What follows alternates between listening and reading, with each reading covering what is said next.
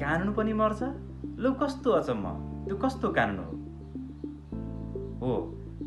सामान्यतया कानुन सधैँका लागि बनाइनेछ, तर हाल नेपाल सरकारले एउटा यस्तो कानुन बनाउन प्रयास गर्दैछ, त्यसको मृत्यु हुन्छ।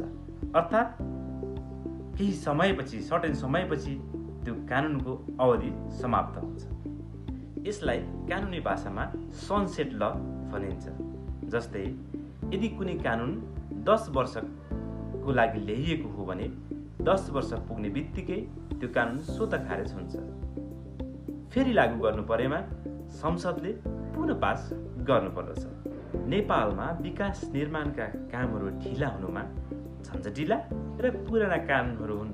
त्यसैले यसको मुख्य उद्देश्य द्रुत गतिमा छिटो वान विन्डो सिस्टमबाट कामहरू गर्नको लागि, जवाफदेहिता बनाउनका लागि यो कानुन ल्याइन्छ। के नेपालमा मात्रै ल्याउन लागि हो त?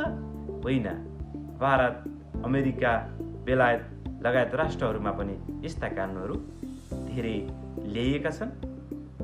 हस्त, धन्यवाद।